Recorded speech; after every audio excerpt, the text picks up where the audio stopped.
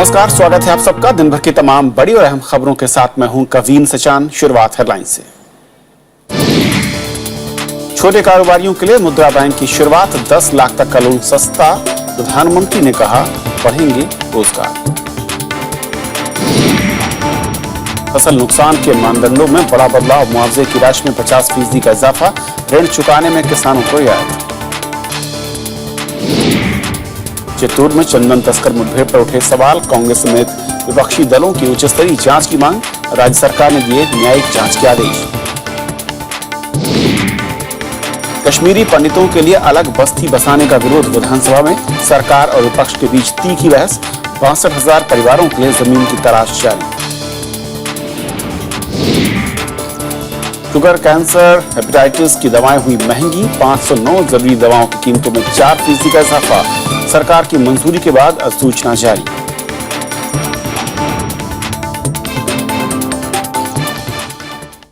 और आइए देखते हैं हमारी आज की पहली खबर।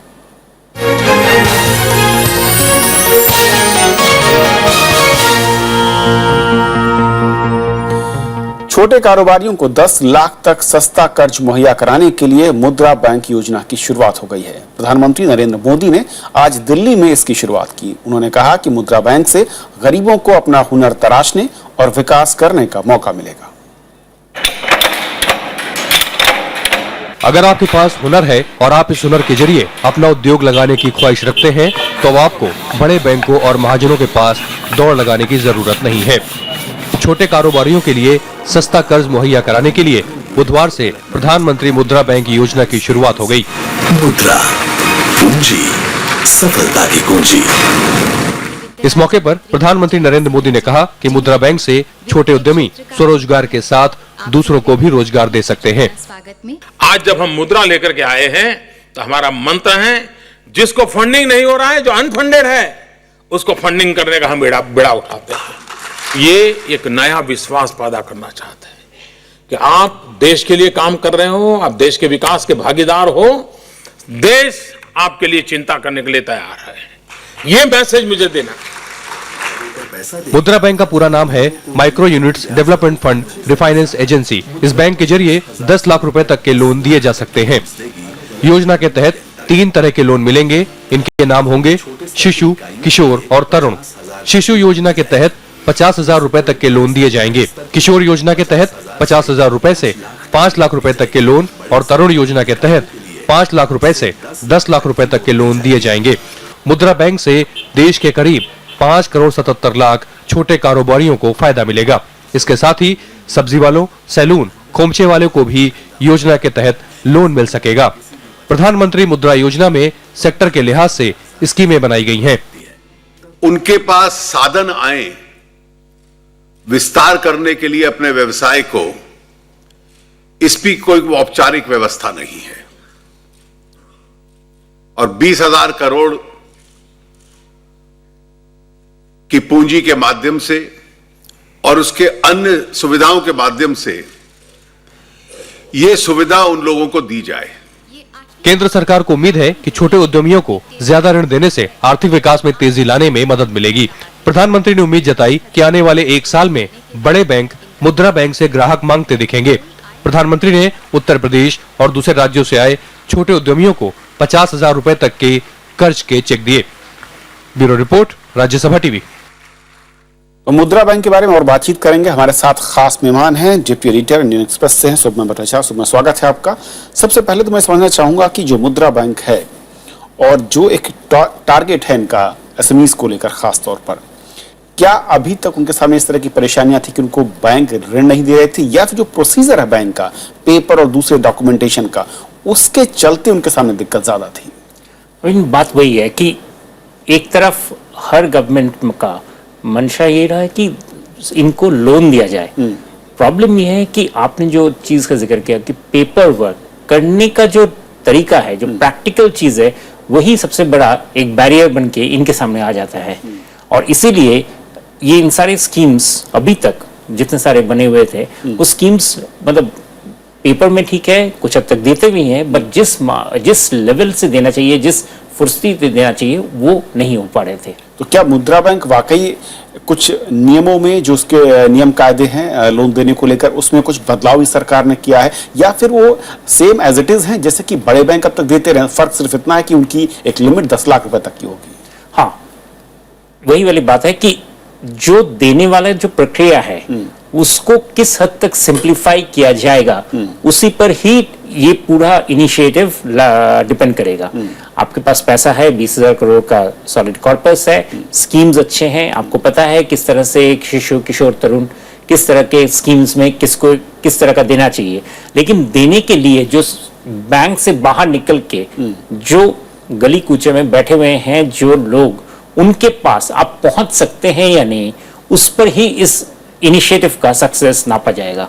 तो अब तक ड्रॉबैक क्या रहा है जो मैं कहूं कि, क्योंकि इससे पहले मैं कहूं सिडबी जैसा बैंक भी है जो कि एसएमईज के लिए बनाया गया था, उनको लोन भी देता था, वो सक्सेसफुल ना होना, उसका ना होना ये दिखाता है कि कहीं कुछ चूक रही है।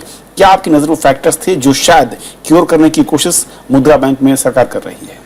अभी तक जो नियम जो बनाए गए हैं वो बहुत बड़े नियम हैं। सो बेसिक जो अल्टीमेटली इम्प्लीमेंटेशन करने के लिए जो चीजें करनी चाहिए उसका हमें अभी वेट करना पड़ेगा। अभी फिलहाल ऐसा कोई चीज सामने नहीं है जो देख के कह सकते हैं कि हाँ ये सिडबी से बेहतर है, क्योंकि सिडबी भी स्मॉल इंडस्ट्रीज और स्मॉल इंडस्ट्री के तहत माइक्रो को देना बहुत बड़ा उसका एक रोल था। जरूर ही जितना देना चाहिए उससे काफी कम, हालांकि नंबर्स में बहुत कुछ दूसरा चीज आता है, लेकिन जो actual implementation on the ground जिसे हम कहेंगे वो सिडबी का डेफिनेटली कम रहा है।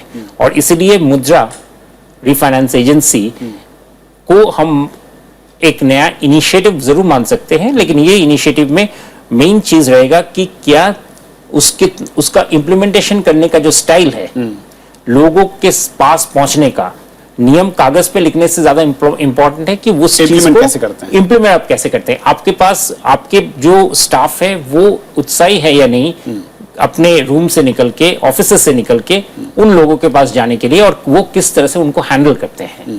तो क्या समय ये भी एक जो सरकार टारगेट लेकर चल रही है कि स्मॉल स्केल के इतने ज्यादा कस्टमर हैं जो करीब 6.25 करोड़ के आसपास यूनिट्स दिखती हैं, वो टारगेट हैं, और बहुत जल्द सरकार को उम्मीद है कि बड़े बैंक मैं कहूं कि मुद्रा बैंक से कहेंगे कि कस्टमर कुछ हमारे पास शेयर कीजिए।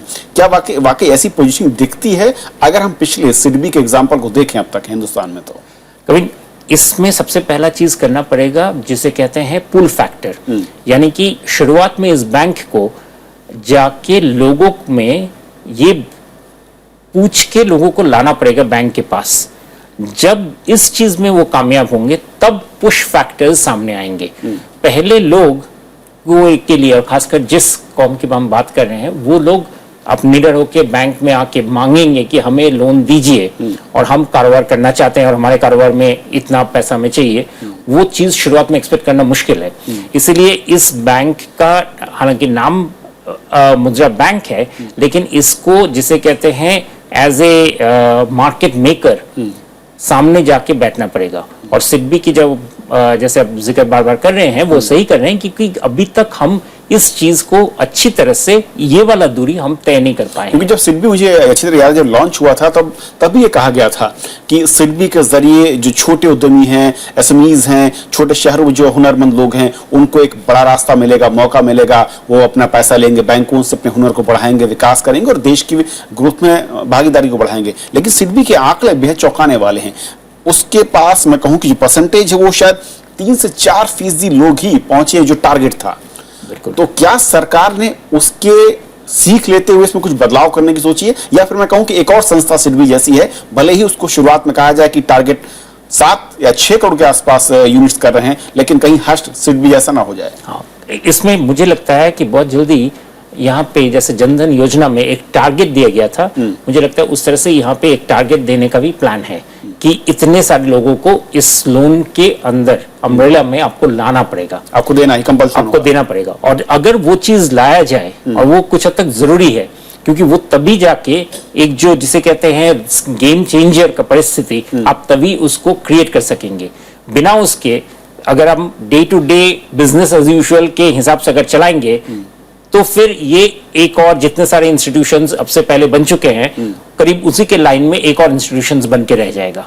इसको चेंज करने के लिए कुछ अभी जरूरत पड़ेगी, और अभी मेरा आशा है कि अभी इसमें कुछ नए उस तरह के इनिशिएटिव्स या टारगेट्स दिए जाएंगे जिससे इसमें टोटल एक नया अंदाज, नया आयाम क्रिएट करने के लिए मुद्रा फिर खड़े हो सकते हैं। क्योंकि मैं देख रहा था कि सिडबी को लेकर जो लोगों की ज्यादातर सोशल साइट्स फिर अलग जगहों पर जो कंप्लेंट्स थी यही थी कि पेपर वर्क इतना ज्यादा पेचीदा है कि वो छोटे उद्यमियों के लिए या फिर जो छोटे शहर या कस्बों में लोग रहते हैं वो उनके लिए मुमकिन नहीं होता है।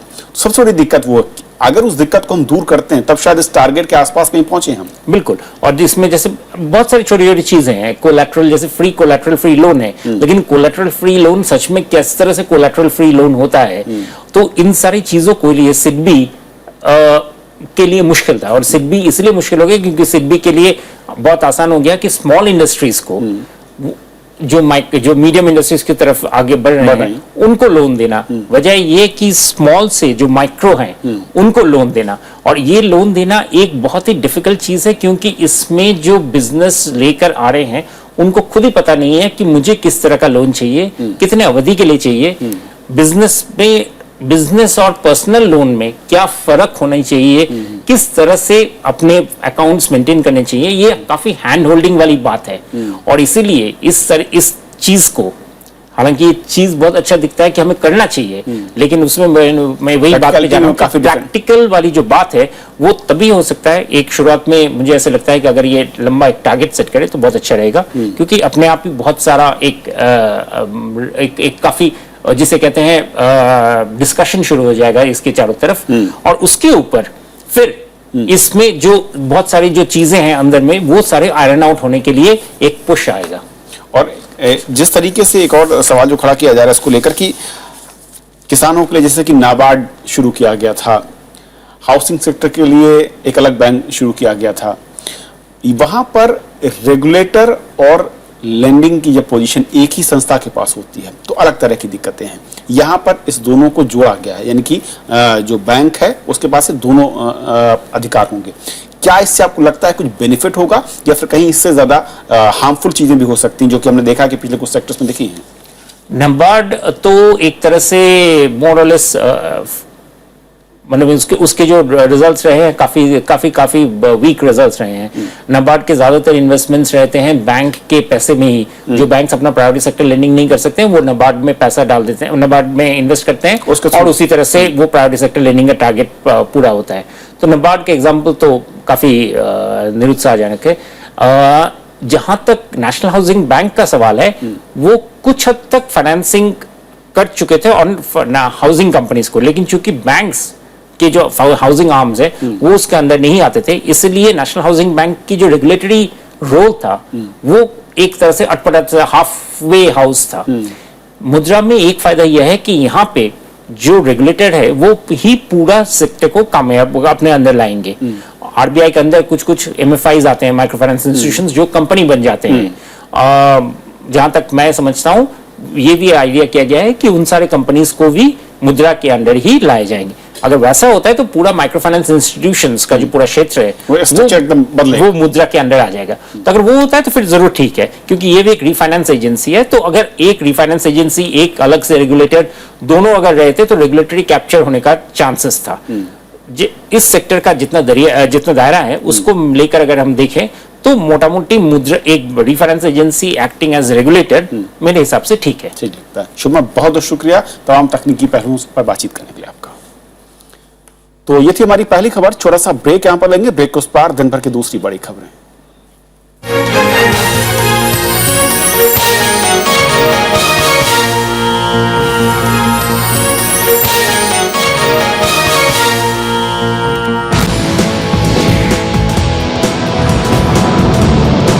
साइंस की खबरें हो या तकनीकी उलझन, इस खोज भरे सफर में आपको बताएंगे तकनीकी सहयोग से निकल रहे समाधान। विज्ञान की फिल्में हो या फिर अन्वेषण, भारतीय वैज्ञानिकों ने खोज निकाला है ऐसा सुपर एलॉय जो एविएशन इंडस्ट्री को और ऊंचाई तक ले जा सकता है। वैज्ञानिकों से मुलाकात, सब कुछ एक साथ। देखिए ज्ञान विज्ञान हर शनिवार सुबह 11 बजे और रविवार दोपहर 12 बजे सिर्फ राज्यसभा टीवी पर।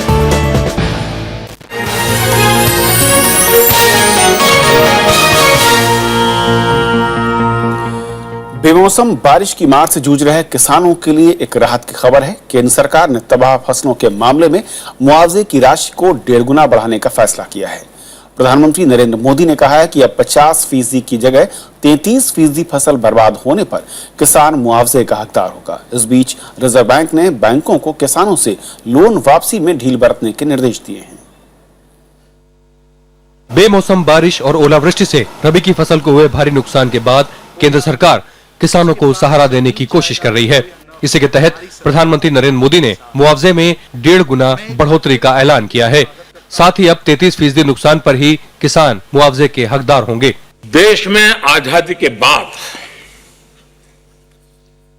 सबसे बड़ा निर्णय पहली बार हुआ है। 50% को हमने 33% लाना, और दूसरा महत्वपूर्ण जो आजादी के बाद आज तक इतना बड़ा जंप नहीं लगाया है, किसानों को मदद करने में हम इतना बड़ा जंप इस बार लगा रहे हैं। और आज उसको जो मदद करने के सारे पैरामीटर्स हैं उसको अब 1.5 गुना कर दिया जाएगा। केंद्र सरकार ने फसलों को नुकसान का जायजा लेने के लिए केंद्रीय मंत्रियों की एक और टीम उत्तर प्रदेश भेजी है। मंगलवार को केंद्रीय मंत्री नितिन गडकरी के नेतृत्व में मंत्रियों के दल ने आगरा, मेरठ और अलीगढ़ का दौरा किया था। केंद्रीय कृषि मंत्री राधा मोहन सिंह के मुताबिक राज्यों से मिली ताजा जानकारी के मुताबिक 85 लाख हेक्टेयर में फसलों को नुकसान पहुंचा है। जहां तक डैमेज का सवाल है, जो कल परसों तक जो वीडियोग्राफी हुई थी प्रधानमंत्री जी ने की थी, उस समय 113 लाख हेक्टेयर का अंदाज था। लेकिन जो आज रिपोर्ट आई है, अभी राजस्थान का भी रिपोर्ट आ गया है, कल वहां टीम जा रही है, तो अब जो पूरा देश के अंदर लगभग 85 लाख हेक्टेयर में नुकसान। इस बीच विपक्षी दलों ने कहा है कि किसानों को नुकसान के मामले में सरकार को सर्वदलीय बैठक बुलानी चाहिए। ये चिंता जता रही है और स्केल लगा रही है कि पहले 70% या 50% या 33%। करेगा कौन? सीधा कैसे उनके हाथ में जाएगा? इसके लिए ऑल पार्टी मीटिंग बुलाएं, हम बताएंगे रास्ता उनको। प्रधानमंत्री नरेंद्र मोदी ने बैंकों से किसानों के ऋण का पुनर्गठन करने को भी कहा है। उनके बयान के तुरंत बाद ही रिजर्व बैंक के गवर्नर रघुराम राजन ने बैंकों को इस बारे में निर्देश जारी किए। इसके बाद किसानों को कर्ज चुकाने में अब कई रियायतें दी जाएंगी। Bureau report, Rajya Sabha TV.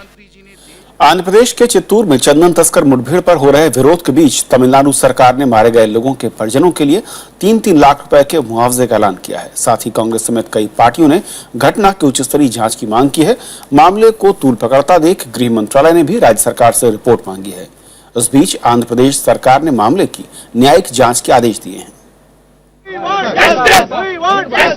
ये लोग चित्तूर में हुए चंदन तस्कर मुठभेड़ के खिलाफ प्रदर्शन कर रहे हैं। आंध्र प्रदेश और तमिलनाडु में पुलिस की कार्रवाई से गुस्साए लोग बुधवार को सड़कों पर उतरे। प्रदर्शनकारियों का आरोप है कि ये एनकाउंटर फर्जी है और फायरिंग से पहले मारे गए लोगों को चेतावनी तक नहीं दी गई। And they should give proper compensation to the innocent laborers who were shot by the Andhra Pradesh police. And we are also seeking demand that it should be photographed. The postmortem should be photographed. Otherwise, our struggle will be intensified. CPM समेत कई दलों ने निष्पक्ष जांच और दोषियों के खिलाफ कार्रवाई की मांग की है, जबकि कांग्रेस सीबीआई से जांच कराने की मांग कर रही है। This is not this encounter. We did not go to them.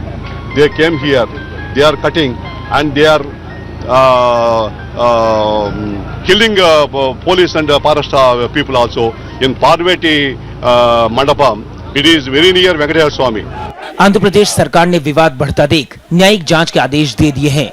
सत्ताधारी पार्टी टीडीपी ने इस मामले को राजनीतिक तूल देने की आलोचना की है। जो सारा वाकया हुआ है वो संदिग्ध है और इसके लिए बेहतर रहेगा कि जो आंध्र प्रदेश का हाईकोर्ट है वो इसकी सुओ मोटो कॉग्निजेंस ले और इस सारे मामले की सीबीआई की जांच हो।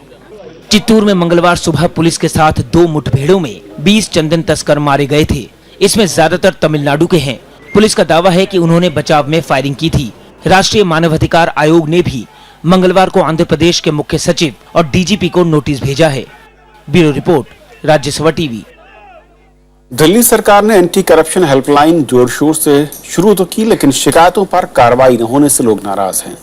रविवार को हेल्पलाइन शुरू होने के पहले 48 घंटे में 20,000 से ज्यादा कॉल आई, लेकिन सिर्फ 29 मामलों को कार्रवाई के लिए भ्रष्टाचार निरोधक शाखा को भेजा गया।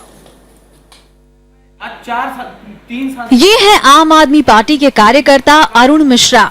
दूसरे दिल्ली वालों की तरह उन्होंने भी केजरीवाल सरकार की एंटी करप्शन हेल्पलाइन नंबर 1031 दोबारा शुरू करने की तारीफ की, लेकिन उन्होंने इसमें शिकायत भी की, लेकिन आश्वासन के सिवा कुछ नहीं मिला। एप्लीकेशन हम चौथी बार मैं कर रहा हूँ, ये मैं 3 बार और कर चुका हूँ, लेकिन उसका 2 दिन पहले भी ये ऐसे ही कहते हैं कि मैं इसको कंसर्न डिपार्टमेंट को भेज रहा हूँ। वहाँ फोन करूंगा तो कहेंगे वहाँ कंसर्न डिपार्टमेंट वहाँ भेज रहा हूँ। तो मैम ये कंप्लेन नंबर हमें बताइए, आप कंप्लेन नंबर क्या है? उनसे हमने अपना केस रजिस्टर्ड के लिए हमने किया, लेकिन वो कह रहे हैं कि सर ये केवल ब्राइब का केस देखा जाता है और आपका चूंकि ये शिकायत है, ये शिकायत दर्ज यहाँ नहीं होती है, फिर भी मैं आपका एड्रेस लेकर के इसको कंसर्न डिपार्टमेंट में भेज देते हैं। अकेले अरुण ही नहीं, सैकड़ों लोग एसीबी हेल्पलाइन से नाराज हैं। ऑटो ड्राइवर दलबीर सिंह ने भी परिवहन अधिकारियों के भ्रष्टाचार की शिकायत की थी, लेकिन कोई शिकायत नंबर नहीं मिला। अभी कोई कंप्लेंट का टाइम नहीं दिया, उन्होंने कहा कि हमने आपकी कंप्लेंट फॉरवर्ड कर दी आगे, अब आपको फोन करके आपको इत्तला कर दी जाएगी। कंप्लेंट नंबर कोई नहीं दिया। भ्रष्टाचार खत्म करने के लिए दिल्ली सरकार ने एंटी करप्शन हेल्पलाइन नंबर 1031 पूरे जोश के साथ लॉन्च की थी। शुरुआती 48 घंटे में 20,656 कॉल आईं, जिनमें सिर्फ 80 शिकायतें ही दर्ज की गयीं। इनमें 29 शिकायतें ही एसीबी के पास कार्रवाई के लिए भेजी गयीं, जबकि 16 शिकायतें जांच के लिए रखी गयी हैं, तो केवल 10 शिकायतों का फॉलो अप करने के लिए कहा गया है। लोग एसीबी को हर तरह के भ्रष्टाचार की शिकायत करते हैं, लेकिन एसीबी सिर्फ घूस और आर्थिक अनियमितताओं के मामलों से जुड़ी शिकायत ही दर्ज कर रहा है, जबकि दूसरी शिकायतों को संबंधित विभागों को भेजने की खानापूर्ति हो रही है। जनता के हाथ में भ्रष्टाचार से लड़ने का हथियार देकर आम आदमी पार्टी की सरकार ने दिल्ली को देश का सबसे पहला भ्रष्टाचार मुक्त राज्य बनाने का दावा किया था, लेकिन अफसोस वो शब्द अब सिर्फ दावे के तौर पर ही नजर आ रहे हैं। कारण एंटी करप्शन हेल्पलाइन की दशा और दिशा तय न होने के कारण इसके नतीजे सार्थक होते नजर नहीं आ रहे। कैमरा पर्सन शिव कुमार के साथ अनु दीवान, राज्यसभा टीवी, दिल्ली। कश्मीरी पंडितों की घाटी में वापसी के मुद्दे पर आज जम्मू कश्मीर विधानसभा में सरकार और विपक्ष के बीच तीखी बहस हुई। अलगाववादी दलों के साथ नेशनल कॉन्फ्रेंस ने घाटी में कश्मीरी पंडितों के लिए अलग बस्ती बसाने का विरोध किया है। हालांकि राज्य की पीडीपी बीजेपी सरकार इन 62,000 परिवारों को बसाने के लिए जमीन की तलाश में लगी है। कश्मीरी पंडितों को घाटी में फिर से बसाने का जम्मू कश्मीर के विपक्षी और अलगाववादी पार्टियों ने विरोध किया है। नेशनल कॉन्फ्रेंस का कहना है कि उनकी पार्टी विस्थापित कश्मीरी पंडितों के लिए घाटी में अलग बस्ती के पक्ष में नहीं है। हुर्रियत जैसे अलगाववादी दलों ने भी अलग बस्ती की बजाय घाटी में मिलीजुली आबादी की वकालत की है। भाइयों के साथ मिले जुले वही हमारी एक बड़ी कामयाबी होगी। उसमें बड़ी कामयाबी होगी जो इतिहास है, जो कम्युनल हार्मनी है वो वापस आ जाएगी। वो उन ताकतों के लिए जवाब है जो नहीं चाहते कि कम्युनल हार्मनी हो जाए।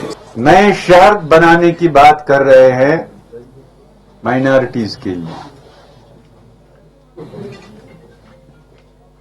ये वही मंसूबा है जिसको इजराइल में अमलाया गया। मंगलवार को ही मुख्यमंत्री मुफ्ती मोहम्मद सईद ने केंद्रीय गृह मंत्री राजनाथ सिंह से मुलाकात की थी और इस बारे में उनकी बात हुई थी। सरकार इन 62,000 विस्थापित कश्मीरी पंडितों के परिवारों को घाटी में अलग बस्ती में बसाने के लिए जमीन की तलाश कर रही है। केंद्रीय बजट में इसके लिए 580 करोड़ रुपए का भी प्रावधान किया गया है। I hope everybody understands the meaning of composition. Bound to bring back the Kashmiri Pandits who are a part of our life, bring them back with honor, with dignity. We owe that to them. Bharat सरकार कश्मीरी पंडितों की घर वापसी सुनिश्चित करेगी, मान सम्मान सुरक्षा इज्जत के साथ। बीजेपी पीडीपी के न्यूनतम साझा कार्यक्रम में भी कश्मीरी पंडितों की वापसी का मुद्दा शामिल है। राज्य में आतंकवाद के चलते 90 के दशक में पलायन को मजबूर कश्मीरी पंडित दिल्ली सहित देश के कई राज्यों में रह रहे हैं। Bureau report, Rajya Sabha TV. Real estate regulator bill को 20 अप्रैल से शुरू हो रहे बजट सत्र के दूसरे हिस्से में लाया जा सकता है। संसदीय कार्य मंत्रालय के सूत्रों के मुताबिक इस बिल को लोकसभा में पेश किया जाएगा और सरकार की कोशिश होगी कि बजट सत्र के दूसरे हिस्से में ही इसे पास करा लिया जाए। कैबिनेट ने मंगलवार को ही रियल एस्टेट रेगुलेटर बिल में संशोधनों को मंजूरी दी थी। सरकार के मुताबिक इस बिल से घर खरीदारों को बड़ा फायदा पहुंचेगा और बिल्डरों की मनमानी पर रोक लगेगी। Real estate regulator bill real estate के कमर्शियल प्रोजेक्ट पर भी लागू होंगे। राज्य सरकारों को 1 साल के अंदर इसे लागू करने के लिए नियम बनाने होंगे। इस रेगुलेटर बिल से रियल एस्टेट एजेंट भी कानून के दायरे में आएंगे। ग्राहक कंज्यूमर अथॉरिटी में अपनी शिकायत कर सकेंगे और शिकायतों के तेज निपटारे के लिए फास्ट ट्रैक कोर्ट बनेंगे। रियल एस्टेट रेगुलेटर बिल 2013 में राज्यसभा में पेश हुआ था।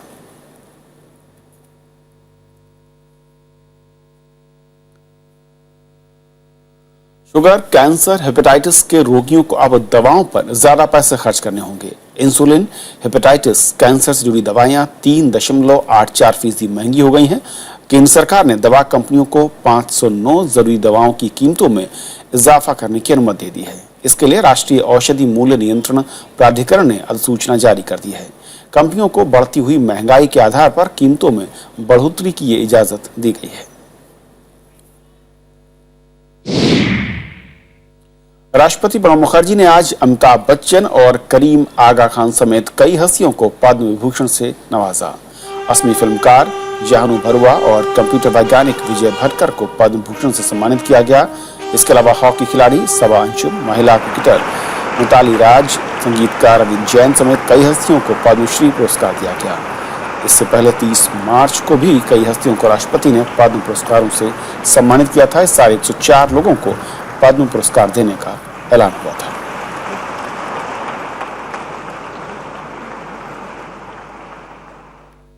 तो खबरों में अभी इतना ही।